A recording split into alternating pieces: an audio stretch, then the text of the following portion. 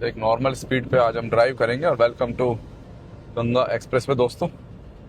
Delhi Ghazipur border तक पहुंचने में हमें कितना समय लगता है और कौन सा रूट हमारे लिए बेस्ट रहने वाला है। तो फाइनली दोस्तों कट आ गया है NH9 से जुड़ने का। लिखा आ गया है गाजियाबाद और हापुड़ के लिए लेफ्ट। तो प्रयागराज से 6.25 घंटे में आप दिल्ली बॉर्डर लग गए, जो और किसी भी रास्ते से आप नहीं लग सकते किसी भी हालात में।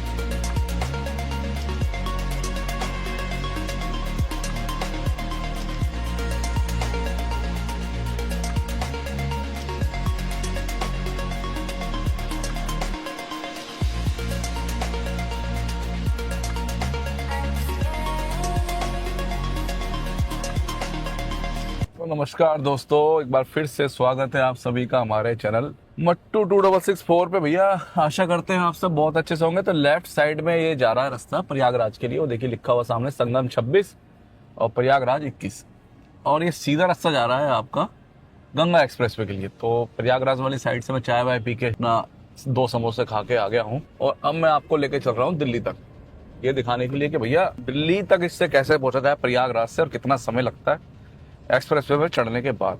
तो मैं अब आपको लेके जाऊंगा यहाँ से दिल्ली तक। ये एक्सप्रेस वे नहीं चढ़ रहे अभी यहाँ से हम, यहाँ से एक लोकल हाईवे है ये, और ये इसका भी टोल लगता है और ये कटता है आपका फास्टैग से। जब मैं आया था तब भी मेरा लगा था। तो लीजिए मैं बढ़ गया आगे। तो आते हुए आपने देखा लगभग 5 घंटे 10 मिनट में मैं इस पॉइंट पे आ गया था जहाँ से मैंने अभी टोल कटवाया है।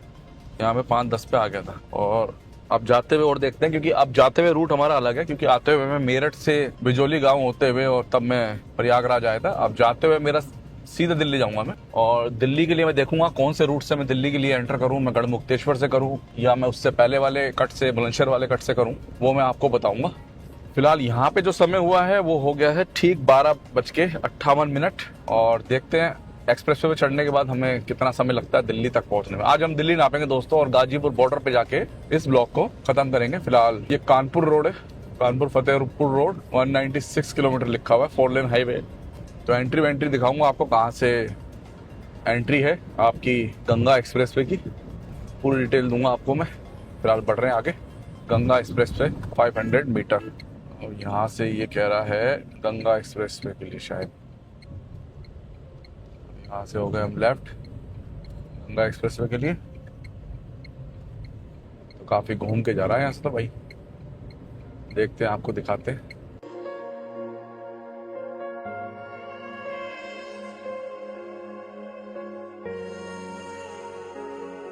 तो एक नॉर्मल स्पीड पे आज हम ड्राइव करेंगे और welcome to Ganga expressway दोस्तों। तो नॉर्मल स्पीड पे ड्राइव करेंगे, ज़्यादा तेज नहीं चलाएंगे गाड़ी को, 100-110 ही रखेंगे वापस में ना। और देखते हैं दिल्ली गाजीपुर बॉर्डर तक पहुंचने में हमें कितना समय लगता है और कौन सा रूट हमारे लिए बेस्ट रहने वाला है। सब चीज़ बताएंगे आपको। 617 किलोमीटर मेरठ दिखा रहा है यहाँ से, और लालगंज आगरा 61 किलोमीटर। तो welcome to Ganga expressway, एक फ़ोटो लेते हैं इसकी पहले। तो अपनी गाड़ी में डीजल पेट्रोल प्रयागराज से फुल करा के रखें, और सीएनजी भी फिलहाल 2-3 दिन और लगेंगे अभी, क्योंकि सीएनजी का थोड़ा सा मुझे लगता है अभी टाइम लगेगा। ईवी चार्जिंग स्टेशन भी जो वो कह रहे हैं कल या परसों से शुरू हो जाएंगे, बस सीएनजी का ही मुझे डाउट है कि सीएनजी यहाँ कब से मिलनी शुरू होगी। पंप बना दिए हैं, पंप पे सीएनजी का भी ऑप्शन है। 4 पंप पड़े थे दोस्तों आते हुए, और देखता हूँ आप जाते हुए कितने पड़ेंगे, पूरी डिटेल दूंगा आपको। और 600 किलोमीटर से पीछे शुरू हुआ है और 596 लिखा आ गया, और ऑफिशियली से 594 किलोमीटर घोषित किया हुआ है कि इसकी जो लंबाई है वो 594 किलोमीटर है। तो देखते हैं आगे, आपको पूरी डिटेल देते हैं। फिलहाल बढ़ गए आगे।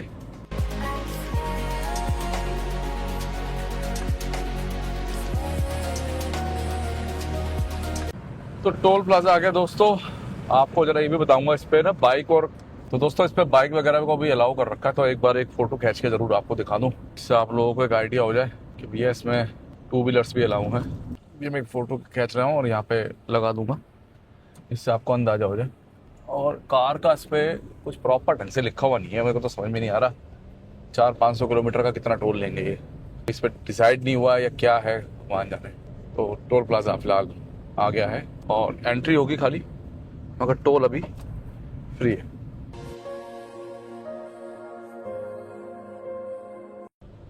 टोल की एंट्री हो गई है। तो अभी आते हुए मैंने पूछा था तो बोल रहे थे कि कोई चार्ज नहीं है अभी फिलहाल। तो निकल गए दोस्तों यहाँ से और अब यहाँ से हम ऑफिशियली 594 किलोमीटर में एंटर हुए हैं और 1:10 हो गए, यानी वहाँ से हमें फोटो वोटो खींचने में, यहाँ तक पहुँचने में 12 मिनट लगे एंट्री पॉइंट से और यहाँ टोल तक। अब यहाँ से देखते हैं दिल्ली तक हमें कितना समय लगता है। तो 1:10 का टाइम फिलहाल हो गया है और हम बढ़ रहे हैं आगे। आपको रेस्ट एंड सर्विस एरिया कितने किलोमीटर पाएंगे उसकी भी जानकारी दूंगा, हम कौन से कट से दिल्ली जाएंगे वो पूरी जानकारी दूंगा, और हमारी वाली साइड पे कितने पंप पड़ेंगे, कितने एक्टिव हैं, कितने अभी एक्टिव नहीं हुए, संपूर्ण आपको आज जानकारी ब्लॉग में मिल जाएगी।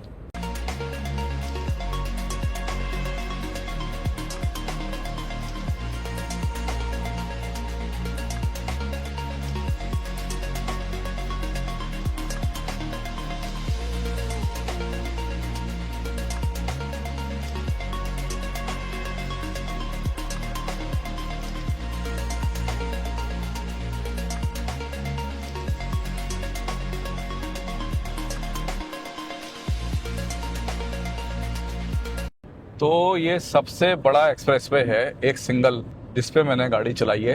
आज से पहले मैंने कभी भी इतनी लंबी 600 किलोमीटर किसी एक्सप्रेसवे पे गाड़ी नहीं चलाई। अभी दिल्ली मुंबई एक्सप्रेसवे भी आपको पता ही है, पूरा तो बन के शुरू हुआ है नहीं, तो 300-400 किलोमीटर पे डाइवर्जन लेने पड़ते हैं। तो उससे क्या है कि शरीर एक्टिव रहता है, आपको पता होता है कि भाई उतरना है, दोबारा चढ़ना है। इस पे क्या है कि आपने मेरठ से चढ़े या प्रयागराज से चढ़े और सीधे आपने दिल्ली तक 6 गियर लगा कर, बीच में बस एक टोल आएगा या आपको रेस्ट एंड सर्विस एरिया में रुकना है तो आप रुकेंगे, वरना पूरा दिल्ली तक 6 गियर में गाड़ी चलेगी।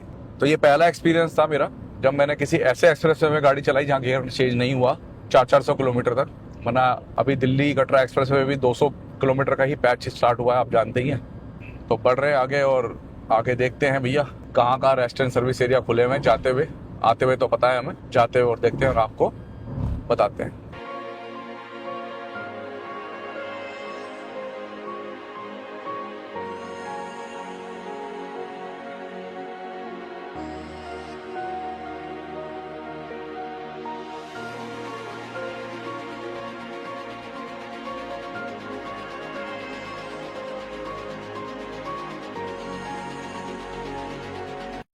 तो लालगंज संग्रामगढ़ का कट आ गया दोस्तों।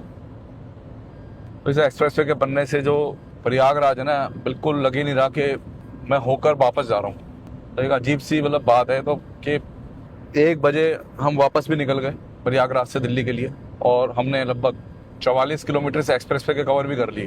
अपने आप में एक चमत्कार सा लगता है भाई वाकई में। इन एक्सप्रेसवे ने तो वाकई में सूरत ही बदल दी, इतना आसान हो गया मतलब हर चीज़ का सफ़र ना। तो लालगंज और संग्रामगढ़ के लिए लेफ्ट यहाँ से।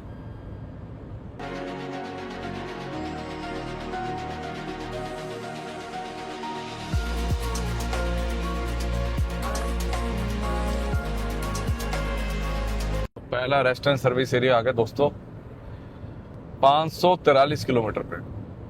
ये पहला रेस्ट एंड सर्विस एरिया है और कुछ भी नहीं लग रहा मुझे तो फिलहाल। लेफ्ट साइड में देखते हैं, दिखाता हूँ आपको, नहीं पंप है। तो पहले रेस्ट एंड सर्विस एरिया में आपको पेट्रोल पंप मिल सकता है, तो कुछ नहीं लग रहा है। एक बार दिखाता हूँ आपको, पेट्रोल पंप वगैरह भी नहीं है इस पर तो फिलहाल। तो लेफ्ट साइड में है और कुछ नहीं है यहाँ पे फिलहाल।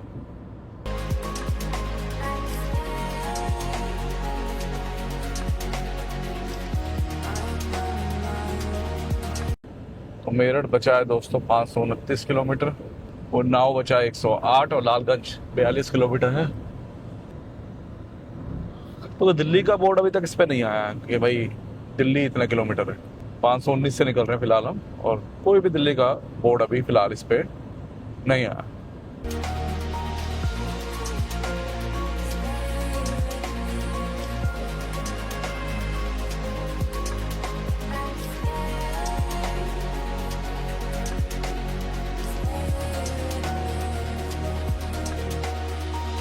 और ये जा रही है अपनी उत्तराखंड की गाड़ी UK07।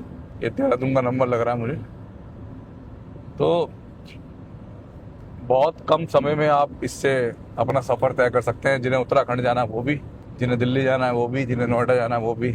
आने वाले टाइम में ये आपका अम्बाला से जुड़ जाएगा। अम्बाला शामली हाईवे बन रहा है एक्सप्रेसवे, भविष्य में हो सकता है उसको गंगा एक्सप्रेसवे से लिंक करा जाए और जल्द ही इसको दिल्ली मेरठ एक्सप्रेसवे से भी लिंक कर दिया जाएगा। लालगंज रायबरेली का कट आ गया 487 किलोमीटर पर।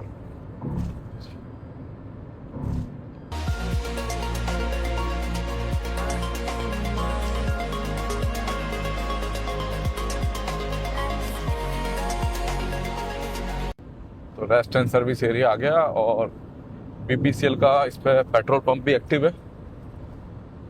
सर्विस एरिया तो मैं नहीं कह सकता अभी एक्टिव है कि नहीं है, मगर पेट्रोल पंप तो एक्टिव है फिलहाल।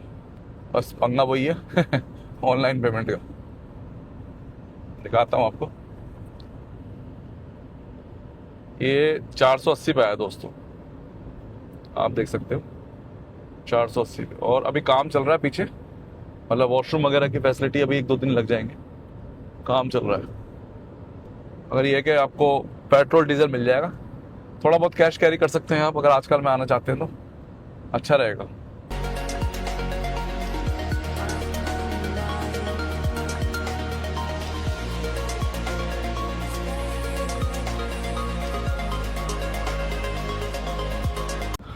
तो 2:27 का समय हो गया दोस्तों और लगभग 150 किलोमीटर हम इस पे चल चुके हैं।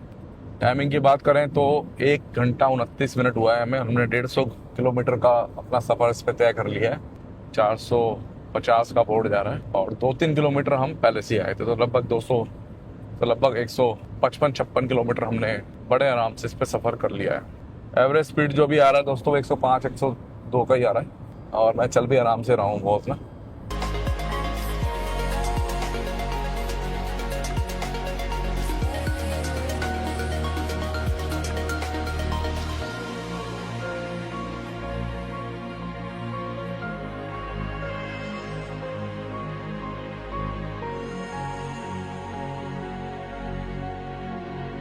तो भैया एक और रेस्ट एंड सर्विस एरिया आ गया और ये आया है आपका 426 पे।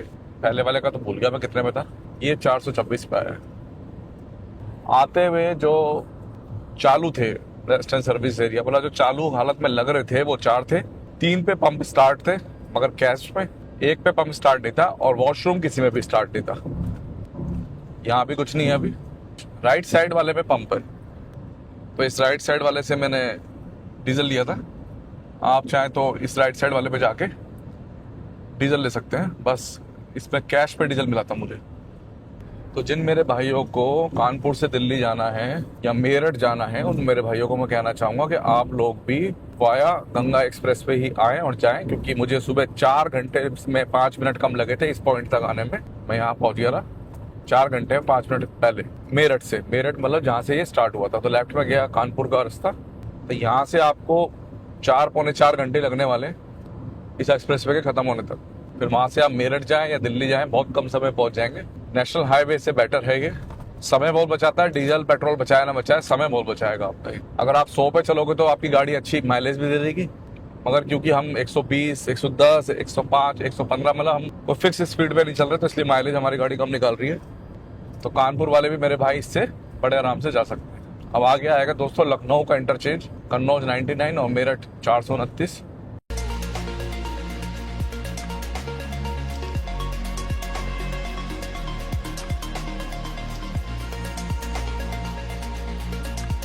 दो 200 किलोमीटर हमने एक्सप्रेसवे पे और लगभग 12 किलोमीटर प्रयागराज से जो हम आए थे वो मिला के टोटल 213 किलोमीटर हमने कवर कर लिए 2 घंटे से कम समय में। अभी 2 घंटे होने में दोस्तों 5 मिनट का समय है।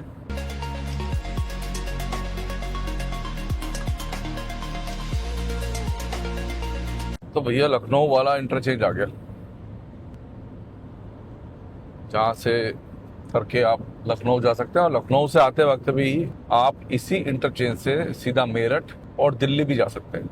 दिल्ली के लिए आप उतरिए इससे गढ़मुक्तेश्वर, वहाँ से 30-35 किलोमीटर गाड़ी चला के गाजियाबाद, और गाजियाबाद से नोएडा जाना है नोएडा, दिल्ली जाना है तो सीधा दिल्ली। ये रेस्ट एंड सर्विस एरिया का बोर्ड और सामने मुझे पेट्रोल पंप भी नज़र आ रहा है, अपना सब नज़र आ रहा है।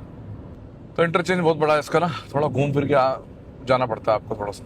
और ये रेस्ट एंड सर्विस एरिया तो ये मुझे प्रॉपर दिख रहा है भाई। ओहो, ये तो बन के तैयार है भाई। तो ये वाला वापसी का एक रेस्ट एंड सर्विस एरिया पूरी तरीके से बनकर तैयार है और यहाँ जल्दी खोल भी जाएगा। 377 पे आया दोस्तों ये, और ये कंप्लीट है, 1-2 दिन के अंदर खुल जाएगा। पंप जो है वो खुला हुआ है फिलहाल। तो ये इंटरचेंज आ गया लखनऊ का। तो काफ़ी घूम के ये लिंक करेगा आपको आगरा लखनऊ एक्सप्रेसवे से। यहाँ से लेफ्ट लखनऊ और आगरा दोनों के लिए।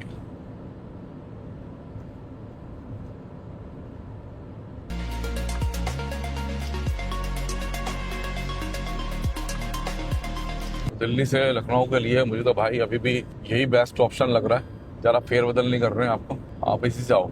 अगर टोल का फर्क हो तो बात अलग है, वरना इसी से आओ, क्योंकि यमुना एक्सप्रेस पे 100 की लिमिट, आगरा लखनऊ एक्सप्रेस पे 100 की लिमिट। इससे उतर के सिर्फ आपको 40-45 किलोमीटर गाड़ी चलानी है, और एक्सप्रेस वे पे इस पर आपको 100 की लिमिट मिलेगी, वरना इस पर तो 120 ही मिलेगी। कानपुर के लिए भी बेस्ट है ये। अगर आप लोग आना चाहें तो कानपुर तक के लिए भी इसे यूज़ कर सकते हैं।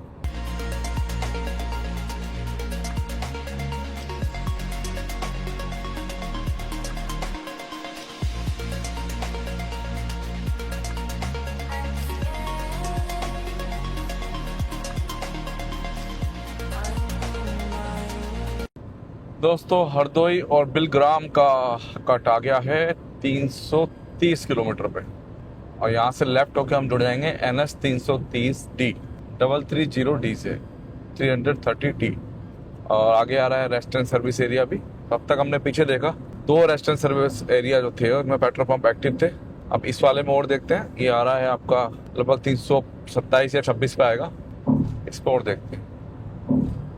ये वाला जो 326.9 पे आपका रेस्ट एंड सर्विस एरिया आएगा, ये एक्टिव नहीं है, मगर इसके ठीक अपोजिट जो है उस पंप में आपको डीजल पेट्रोल मिल जाएगा। माफ कीजिएगा, एक ही है सर्विस एरिया और ये एक्टिव है। 327 वाला और 326 वाला भी दोस्तों सर्विस एरिया जो है वो एक्टिव है। तो भैया 300 किलोमीटर का बोर्ड 101 का आ गया, लगभग 300 किलोमीटर का ही हो गया। 3:49 हो गए दोस्तों, और अभी 11 मिनट है हमें 3 घंटे होने में। और लगभग टोटल जो दिखा रहा है अभी 319.2 किलोमीटर हमने चला लिया गाड़ी के हिसाब से। ये मैं प्रयागराज से बता रहा हूँ, और एक्सप्रेसवे पे हम चल चुके हैं लगभग 302 या 3 किलोमीटर। तो रात का कहना थोड़ा मुश्किल होगा। वैसे तो पुलिस की गाड़ी देखो यहाँ खड़ी है, तो मुझे याद आ गया देख के। रात का कहना थोड़ा मुश्किल है भाई कि रात को यहाँ पे क्या स्थिति रहने वाली, क्योंकि ये तो पूरा ही एक्सप्रेसवे गाँव से निकल रहा सारा ना। तो रात को तो मुश्किल होगा कहना मेरे लिए कि भाई आप लोग सफ़र करें या ना करें, या आपकी सूझबूझ पे डिपेंड करता है।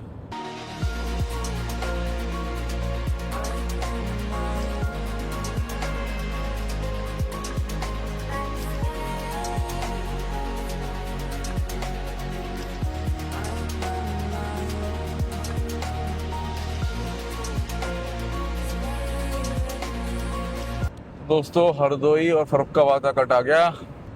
स्ट्रेट हाईवे 138 से जुड़ता है जाके 282 किलोमीटर का जो बैलेंस बचता है तब आता है।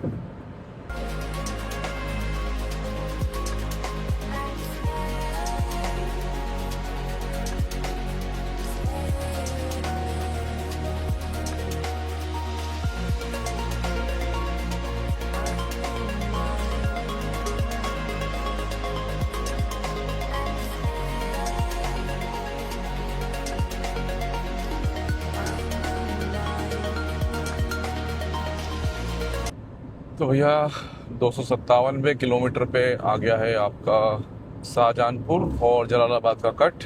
स्ट्रेट हाईवे 29 से जाके जुड़ेगा ये। 255 किलोमीटर पे आया है ये लेफ्ट साइड में, और आ गया है सामने रेस्ट एंड सर्विस एरिया जो कि 2 किलोमीटर भी आगे दिखा रहा है। तो एक चीज़ आप लोगों को क्लियर करना चाहूँगा, जैसे कि ये रेस्ट एंड सर्विस एरिया आ रहा है लेफ्ट साइड में, और राइट साइड में भी बोर्ड आया होगा 100% के रेस्ट एंड सर्विस एरिया। तो राइट साइड का अलग नहीं है, लेफ्ट वाले में ही आपको राइट साइड से अंदर की तरफ से जाके इस पे जाना पड़ेगा। ऐसा नहीं है कि राइट साइड में अलग बनेगा, नहीं। ऐसा पेट्रोल पंप भी चालू है और अपना वॉशरूम वगैरह की सुविधा इस पे चालू हो चुकी है। यस, हाँ।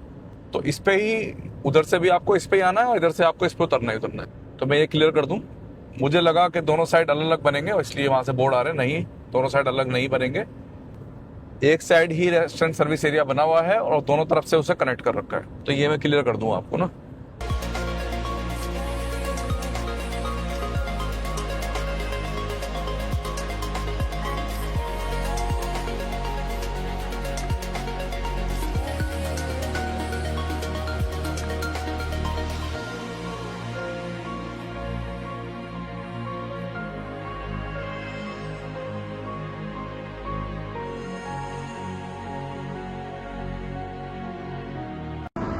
तो एक्सप्रेस वे पे हैं और गाड़ी को दिया है भैया फिलहाल ब्रेक।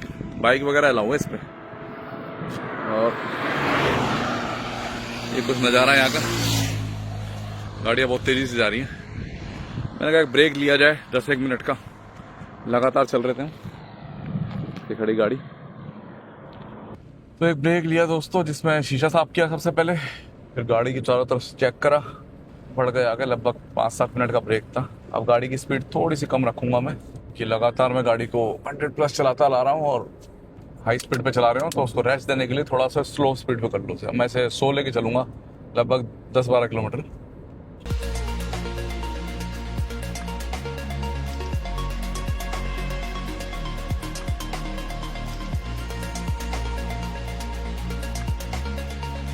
तो बदायूं और दांतागंज का कट आ गया है 207 किलोमीटर पे। यहाँ से लेफ्ट बदायूं और दांतागंज।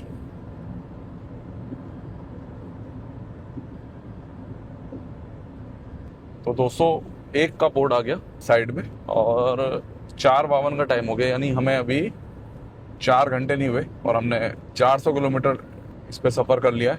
और टोटल अगर बात करूं तो 424 किलोमीटर सफ़र कर लिया दोस्तों, और हमें 4 घंटे नहीं हुए। सिर्फ एक ब्रेक है, वही 5-7 मिनट का। बाकी नॉन स्टॉप चल रही गाड़ी 100 से 110 के बीच में। 110 से ऊपर बिल्कुल नहीं लेके जा रहा गाड़ी में ना। फालतू में स्ट्रेस देके कोई फायदा नहीं भाई।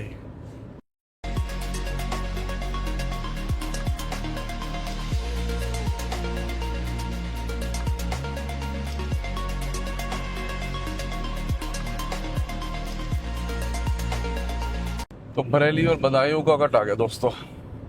यहाँ से लेफ्ट बदायूं और बरेली NH 530B से जोड़ देगा ये।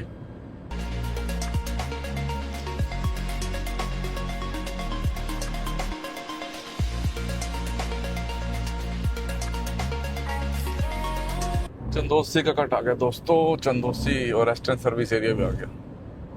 और इस बार जो रेस्टोरेंट सर्विस एरिया है, आप लेफ्ट साइड से जाएंगे और नीचे पुल के नीचे से राइट की तरफ चले जाएंगे रेस्टोरेंट सर्विस एरिया के लिए। तो मैं आपको क्लियर कर दूं, नीचे दोनों तरफ रेस्टोरेंट सर्विस एरिया नहीं है, सर्विस एरिया ये रहा रेस्टोरेंट सर्विस एरिया। ये पंप भी है यहाँ पे PPCL का। आपने नीचे से जाना है, यहाँ से नीचे से राइट की तरफ जाना है। तो एक इस साइड आता है और एक इस साइड आता है। करीब करीब 8 से 10 रेस्टोरेंट सर्विस एरिया है। ये आ गया चंदोसी का कट।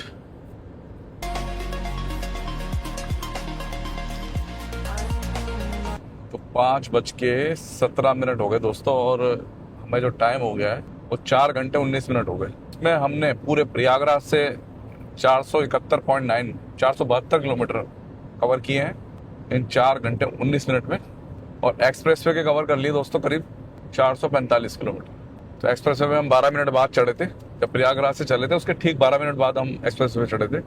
12:58 पे हम चले थे और 1:10 पे हम एक्सप्रेस वे में थे। तो एक्सप्रेस वे में तो अभी 4 घंटा 10 मिनट ही हुआ समझ लो। अब हम उतरेंगे गढ़मुक्तेश्वर के कट पे। किलोमीटर बता दूंगा आपको कि कौन से किलोमीटर पे गढ़मुक्तेश्वर का कट आता है। 2 कट आते हैं दोस्तों, गढ़मुक्तेश्वर के 2 कट आते हैं। आपको ये ध्यान रखना पड़ेगा। अब मैं आपको बताऊंगा आपको कौन से वाले पे उतरना है। तो पहले वाले टोल का यहीं समाप्ति होगी। मेरे को तो समझ में ही नहीं आया कि 2 टोल क्यों दे रखे हैं इसमें, एक इधर और एक पीछे। तो 145वें किलोमीटर पे आता है आपका टोल की समाप्ति अगर आप प्रयागराज से आ रहे हैं। और अगर आप मेरठ साइड से आ रहे हैं तो भी 145 पे ही आएगा सेकंड टोल की एंट्री। यहाँ वॉशरूम वगैरह की सुविधा भी है, आप आराम से यहाँ वॉशरूम वगैरह हो सकते हैं। सुबह में यहीं हुआ था जाते हुए।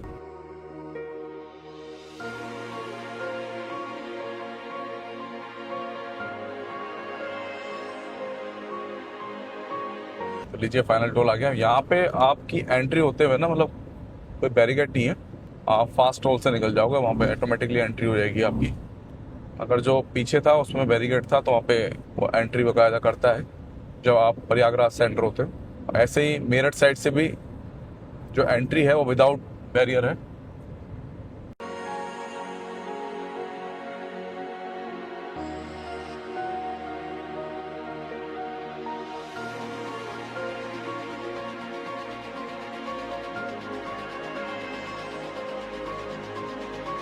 एक और रेस्टोरेंट सर्विस एरिया 126 किलोमीटर के बोर्ड के आसपास आता है और ये आपका पड़ेगा लेफ्ट साइड पे। तो जो मेरे भाई राइट साइड से आएंगे उनको भी ये बोर्ड दिखेगा, मगर उनको पुल के नीचे से राइट होना पड़ेगा रेस्ट एंड सर्विस एरिया के लिए। पेट्रोल पंप वगैरह ओपन हो चुके हैं, जल्दी इस पे कार्ड वगैरह भी चल जाएगा। इस पे ईवी चार्जिंग स्टेशन अभी स्टार्ट नहीं हुए मगर चार्जर लग चुके हैं।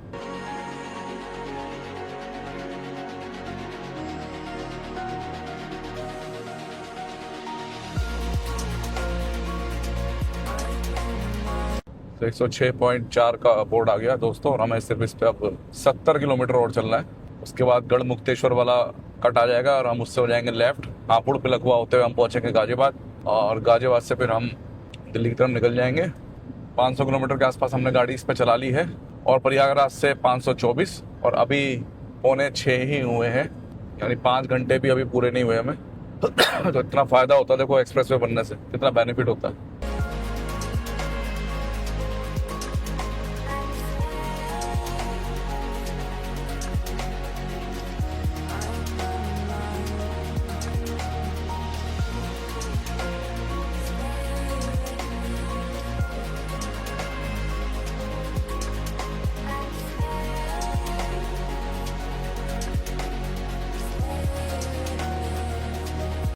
आ गया 74 रुपये किलोमीटर पे गवान और अमरोहा का कट। 73 किलोमीटर का ही अभी ये पूरा एक्सप्रेस वे रह गया है 73 का। लगभग 35 से 40 किलोमीटर बाद नीचे उतरना है इससे, हम पूरा एंड तक नहीं जाएंगे।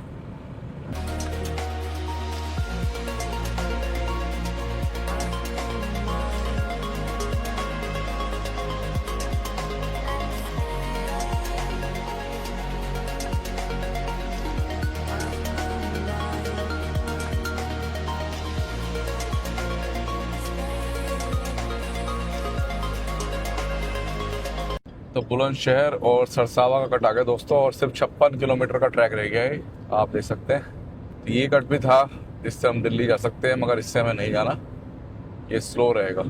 अब इससे अगला जो कट आएगा हापुड़ वाला, उससे हम लेफ्ट हो जाएंगे, वो क्विक है और फास्ट भी है। तो यहाँ से लेफ्ट बुलंदशहर और सरसावा।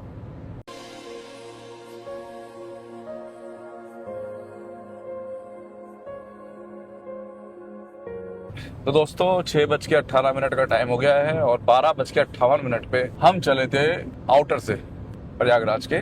तो लगभग 5 घंटे 20 मिनट में हमने 592 किलोमीटर का सफर किया है, जिसमें से ये देखो आप बेवकूफ़ी लोगों के, देखो देखो देखो 562 किलोमीटर सफर किया है आपका एक्सप्रेस वे। तो 592 में से 562 एक्सप्रेस वे का सफर है। अब आगे आने वाला है हापुड़ का कट, फिर उससे एग्जिट लेते हैं और बढ़ते हैं हापुड़ की तरफ, और आपको दिखाते हैं दिल्ली पहुंचने में कितना टाइम लगेगा। इससे पूरा कैलकुलेशन निकल जाए। फिलहाल 5 घंटे 20 मिनट हमें हो गए हैं, अब आगे और देखते हैं कितना टाइम लगता है। तो फाइनली दोस्तों कट आ गया है NH9 से जुड़ने का, लिखा आ गया है गाजियाबाद और हापुड़ के लिए लेफ्ट।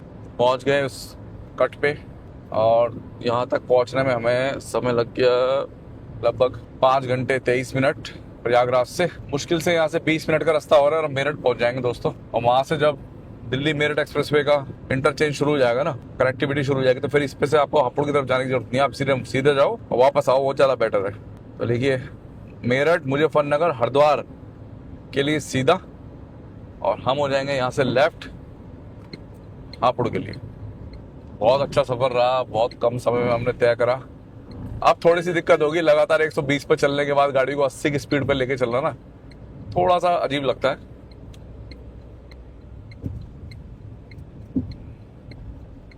90 की स्पीड और 80 की स्पीड तो फिर कुछ लगती नहीं है। उतरते हैं नीचे, फिर आपको बताते हैं।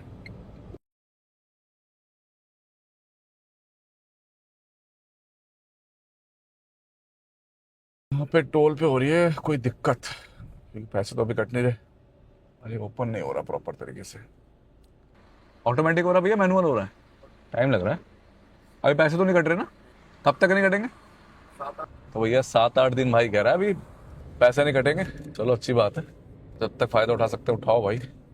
NH9 से जुड़ गए दोस्तों, और ये दिल्ली की तरफ जा रहा है। तो बहुत अच्छा एक्सपीरियंस रहा गंगा एक्सप्रेसवे का, और मेरे लिए कुछ नया था, क्योंकि 600 किलोमीटर पहली बार किसी एक्सप्रेसवे में मैंने कंटिन्यूस गाड़ी चलाई है, वरना आज से पहले कभी 600 किलोमीटर गाड़ी नहीं चलाई। तो एक नया एक्सपीरियंस मिला। तो 80 किलोमीटर प्रति घंटा की स्पीड लिमिट है, और ट्रैफिक चल रहा है इस पर दबा के। हापुड़ 17 रह गया। टोटल दिल्ली बॉर्डर जो है, गाजीपुर बॉर्डर, वो 60 किलोमीटर है दोस्तों यहाँ से।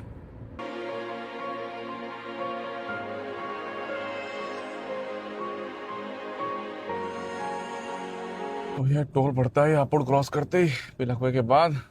और भाई ये एक्टिव है।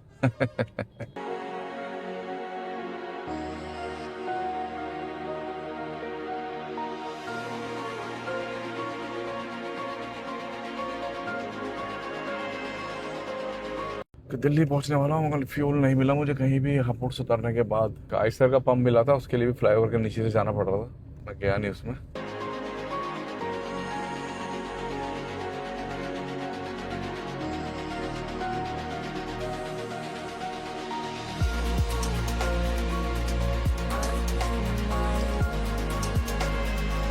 तो भाइयों, मुझे ये अंदाज़ा था कि जब मैं आउटर से प्रयागराज के चला था कि हमें 6 घंटे लगने चाहिए गाजीपुर बॉर्डर तक, क्योंकि आपको पता है मैं दिल्ली को बॉर्डर से नापता हूँ, चाहे वो किसी भी कोने का बॉर्डर हो।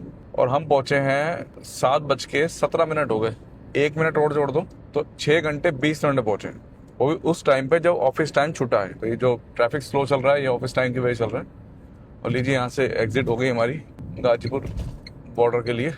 तो 6.25 घंटे मान के चलो, क्योंकि मैंने 5 से 7 मिनट का ब्रेक लिया था। तो प्रयागराज से 6.25 घंटे में आप दिल्ली बॉर्डर लग गए, जो और किसी भी रास्ते से आप नहीं लग सकते किसी भी हालात में। भैया हम हो गए यहाँ से लेफ्ट। तो यही ब्लॉग था दोस्तों।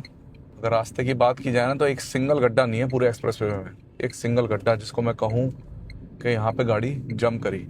और कहीं भी बबल्स नहीं है रोड पे ना, जो रोड ऊपर नीचे उछलती है ना, वो एक जगह भी नहीं आया, 1 किलोमीटर भी नहीं आया, 100 मीटर भी नहीं आया इसी जगह ना पूरी। 594 में से 594 किलोमीटर बिल्कुल सही आए हैं। टोल अभी शुरू नहीं हुआ दोस्तों। रोड बहुत बढ़िया है, यही रूट सबसे बेस्ट है दिल्ली के लिए। लखनऊ जाने के लिए भी ये बेस्ट है। अगर आप लोग लखनऊ जाना चाहें, बस ऑफिस टाइम देख लेना, ऑफिस टाइम में बड़ा जाम लगता है भैया यहाँ पे। तो ग्रेटर नोएडा के जाम से तो खैर कम ही जाम है। आप गढ़मुक्तेश्वर से सीधा लखनऊ, कानपुर और प्रयागराज जा सकते हैं। किलोमीटर की बात करूँ ना, तो यहाँ दिल्ली बॉर्डर तक मुझे 667 किलोमीटर पड़ गया, प्रयागराज से लेकर और यहाँ तक। जहाँ से मैंने वीडियो शुरू करी थी वहाँ से 10 किलोमीटर था प्रयागराज बॉर्डर, तो 667 पड़ा मुझे आउटर रिंग रोड से। तो 667 किलोमीटर पड़ा, 667 किलोमीटर जब प्रयागराज के आउटर से। तो आशा करते हैं आप सभी को हमारा ब्लॉग पसंद आएगा। पसंद आए तो वीडियो को लाइक, शेयर, चैनल को सब्सक्राइब कीजिएगा। कोई भी इंक्वायरी हो ना, तो आप कमेंट में पूछिए। कमेंट में अगर आपको लगता है कि नहीं मैं समझ नहीं पा रहा हूँ, तो आप मुझे मेरी इंस्टाग्राम आईडी जो नीचे आ रही है इस समय मट्टू2664, इस पर अपना नंबर शेयर कीजिए, मैं आपको फ़ोन करूँगा। फ़ोन पे आपको अच्छे से समझाऊँगा। तो चैनल को सब्सक्राइब कीजिएगा अगर वीडियो पसंद आए तो। मिलते हैं जल्दी नेक्स्ट ब्लॉग में एक नई वीडियो के साथ दोस्तों। धन्यवाद।